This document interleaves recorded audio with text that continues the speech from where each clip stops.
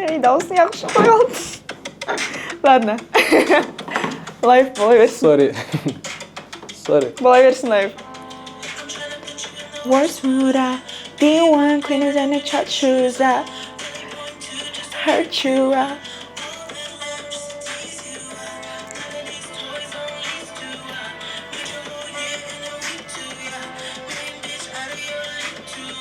Side beach out of your league too. House so empty need a centerpiece. 20 racks of coffee. Çeksin. Dursun ben konuşmasına yatırım.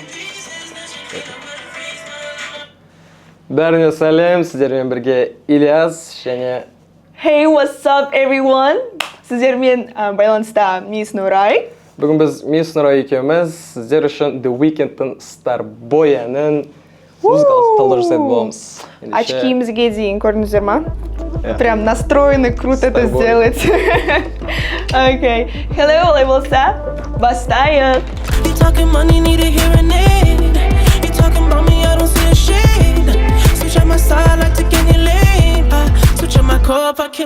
Жалпы The Weeknd жайлы не білесіз? Фанатысыз ба The Weeknd'тің? Осы уақытқа дейін талдап, то есть танып келіп бедіңіз әндерін?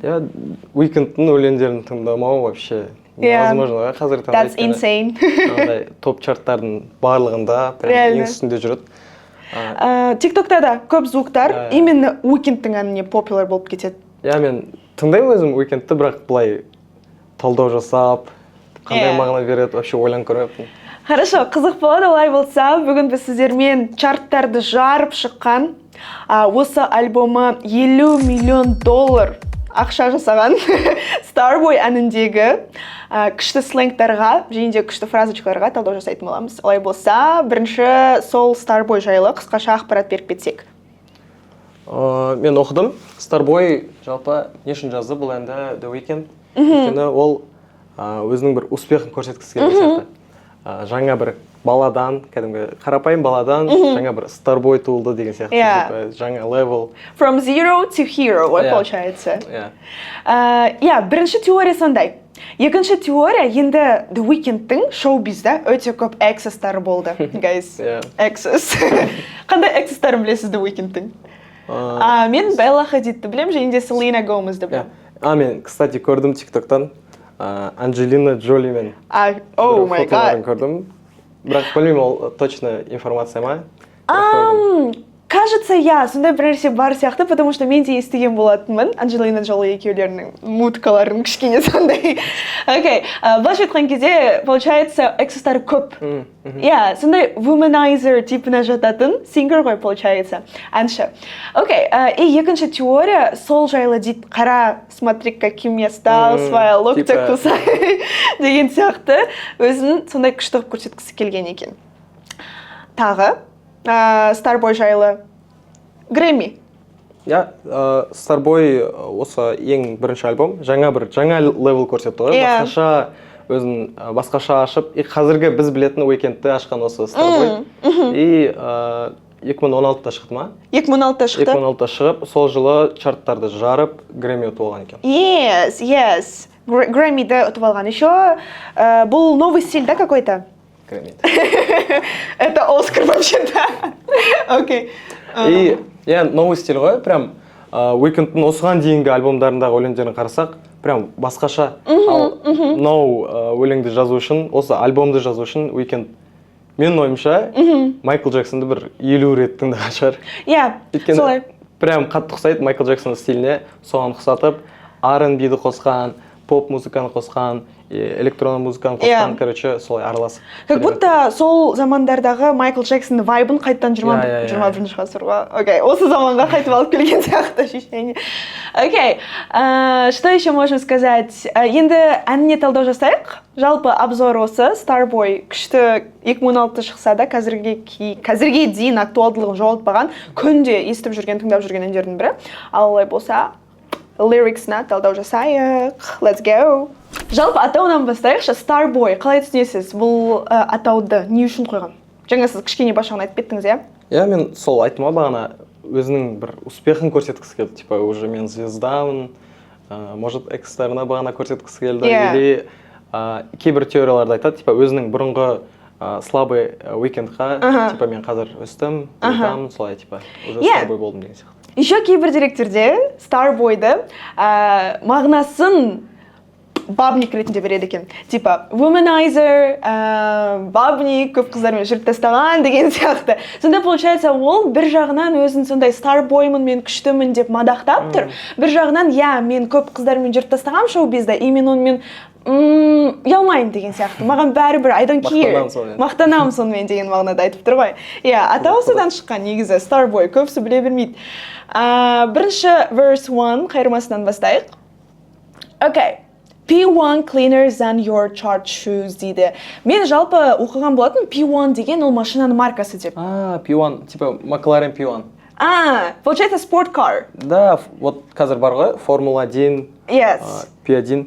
Бірақ P1 вроде марка, да? Марка дейді. Яғни на жерде сол өзінің P1 машинасы жайлы айтып жатыр екен, The Weeknd. Менің P1 машинам, сенің типа аяғындағы ботинкаңнан да таза деген сияқты жылтырап тұр деген. Көрдіңіздер ма? Мағынасы андай toxic. Көп өлеңдер сондай қойған. Millie point just to hurt you дейді. Өзінің, мне кажется, ақшасын айтып жатыр бұл жерде. Millie point to деген 1,2 миллион деген сөз ғой. Өзінің айына табатын ақшасы жай ғана чтобы тебя обидеть деген сияқты қосып қойып жатыр да өлеңіне. Келесін оқып жерсеңіз, не дейді? All red lamp just to tease you. Lamp. Lamborghini. Опять же машина, видите, старбойда. Көп машина қосқан ғой, прям гонкаларды өзін, или машиналармен мақтанғысы. Өзінің машиналарын көп болғанын айтып жатқан шығар. Еще өте қызық жері, былай айтып қойыпты. None of these toys on lease деген. Негізі on lease деген фраза бар. Ол в кредит деген мағынаны білдіреді. Бізде айтқан кезде қазақтар рассрочка қалады ғой. Каспи рассрочка, 24 ай десең ашып. Сол сияқты ағылшындарда да on lease деген фраза бар екен, бөліп төлеу деген сияқты. И мына ойыншықтардың ешқайсысы кредит қалынбаған дейді. Өзімдікі сатып алған. Өзіміздікі өндірістікі. Мынау біздікі өзінікі өндірісті. То есть андай кредит қалмадым деген сияқты. Жалпы мақтану ғой. Алғашқы 3-4 жолын қарасақ, уже мақтанып жатыр. Уже сондай вайб шығып жатыр. Major whole year in a week. Осы жерден тоже байқасақ болады. To make year. To make қосылған year, month, week дейтін болсақ, бұл сол аралықта табатын ақшаны заработать деген сияқты мағынада қолданылған сияқты. Себебі мен сенің айтады да, бір жылда табатын ақшаңды бір аптада табамын. Тоже, опять же, деньги. Тағы да мақтану. Қалған екі жолын оқымай қояйық десең. Өздеріңіз оқып алыңыздар. Өздеріңіз оқып алыңыздар. Біз ондай контентті YouTube-та насихаттамаймыз. Кеттік. Pre-chorus. Оқып жіберіңіз. How so MC? How so MC неде centerpiece. Yes, centerpiece. Қалай ойлайсыз? Үйінің пустой екендігін неге айтып жатыр? Қызық. Реально ойланатын зат. Потому что өзі бай ғой, например, да, үйіне может, үйі типа үлкен? Возможно, Типа либо новый үй. Неде centerpiece. Centerpiece это украшение, да? Да, декорациялар. То есть менің үйім новый, әлі декорация қоймаған, свежий. Декорация қою керек дейді, да? И декорацияға не қоям дейді? Тут написал table. 20 racks a table. Кстати, мен осы жерде оқыған болатын. Rack деген классная фраза есть ағылшын тілінде. Ол бір rack, получается, $1000 тең. Сонда 20 rack $20,000 болады, математика чек. Ал егер $20,000, если в теңге қарасақ қанша болады примерно? 8-9 миллион. Если что, нақты ақпаратты өздеріңіз қарап алсаңыздар болады. Но 8 миллион, 9 миллион болу керек примерно. И смотрите, table, обычный стол вот такой, да, говорит 8 миллион, 9 миллион теңге тұрады. Ну, ол бір жағынан даже типа украшенияның өзін сонда 8 миллионға алалам деген мағынада айтып жатқан шығар. Еще прикол в том, что неге ол 8 миллион тұрады, там ол неден жасалған? Ebony деген өте қымбат материалдан жасалған, қара ағаш какой-то. Сол үшін дейді. Окей, дальше. Yes, cut that ivory into skinny piece. Кішкентай бөліктерге бөлген ivory'ді. Бұл жерде енді кішкене андай мағына кетіп қалады, достар, бұған ашылып талып жасамай қояйық. Себебі двусмысленный. Прям straight айтып тұрған жоқ, типа тура мағында айтып тұрған жоқ. Кішкене двусмысленный мағынада айтып тұр ғой. Прям шатастырып жіберген. Шатастырып жібереді, иә, окей. Окей, бұл жеріне, мына жерін негізі кесіп тастауға болады. Толық айтпай қояйық. Соңғы, you talking money need a hearing aid деген жерін талдайық. Давай сіз оқып жіберіңіз. Келесі сұрақа you talking money need a hearing aid дейді. Иә, hearing aid. Негізі hear деген ол есту. Есту. Aid деген көмек беру. Help деген сөздің синонимі ғой. Получается, hearing aid екеуі бірге қосылса, как думаете, қалай перевод беру мүмкін? Типа, есту и көмек беру естуге. Есту қабілет па? Есту қабілеті, еще. Ондай емес па? Негізі? Давайте еще попробуйте guess the meaning. Сіздер де Ильяспен бірге. Өзім білем, түсіндің бе? Аппарат қой, есту аппараты. Yes, есту аппараты, you're right, great job. То есть, смотрите, hearing aid деген ол есту аппараты. Почему об этом тут говорится? Сен ақша туралы айтасың дейді да, а маған есту аппараты керек. Как думаете, почему? Сен ақша туралы айтасың, маған есту аппараты керек. Типа мен есту аппаратынсыз Ести алмаймын. Сені ести алмаймын. Потому что сен ақшаң, типа, сен аз ба? Аз, иә, типа, сен көп ақша табам деп айта алмайсың открыто, потому что мен ести алмаймын сен. Еще қараңыз келесі сұрақаны. You talking about me, I don't see a shade. Ага. Типа... Мен өзімнен проблема көрмеймін. Сен маған айтасың көп нәрсені, мен өзімнен проблема көрмеймін. То есть, shade дегенді problem дегеннің синоним ретінде де қолдансақ болады. Окей, келесі. Не дейді? Switch out my sides, I'll take any lane. Switch up my cup, I kill any pain. Соңғы осы екі строка, екі switch up берілген. Бір switch up, менять, өзгерту деген мағынада қолданылса, екінші switch up, I switch up my cup, I kill any pain. То есть мен толтырамын стаканды, сол арқылы мен өзімнің больдарымды жабамын. То есть бұл жерде тоже андай алкоголь, сондай азартный нәрселер арқылы мен өзімнің пейнімді жабам, өзімнің депрессиямды жабам деген мағынада қолданылған. Switch out my sides, I'll take any lane. Yes, ол жерде мен кез келген стильді, кез келген сторонаны қабылдасам да, өзгертсем де. Барлық жақта, типа... Барлық жерге жарасып кетем, барлық жерде, типа, лучше болып кетем деген мағынада ғой. Окей, біз давайте енді корусын талдайық. Қайырмасын. Ха-ха-ха-ха-ха. Look what you've done дейді. Достар, осы жерде бар ғой, American accent-тың қаншалықты андай tricky екен байқасаңыздар болады, потому что соңғы дыбыстарын жеп қояды да. Например, наяқта have-ты В деп қысқартты. Қосып жүрген. Я, и когда Уикенд поет, он вообще В не произносит, типа, вдан. Луковдян. Солай айтама бір нәрсе.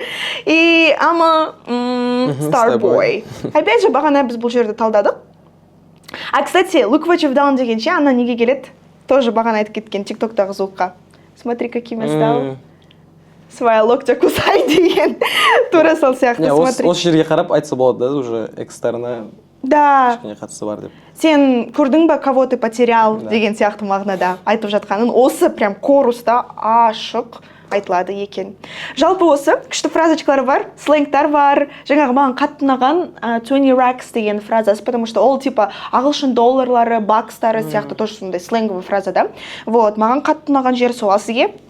Ал саған, дейінші, мағана берсіз сізде. Маған вот қызық, типа жазды ғой, вот мақтанды, ладно. P1 деді, Lamborghini деді. Уикендта бар ма екен бұл машиналар, или просто, типа... Для песни дейсіз ба? Или бар машина? Бар сияқты, себебі бағана айтқанымыздай, ол осы альбомнан қанша миллион доллар? 50 миллион доллар ақша істеген.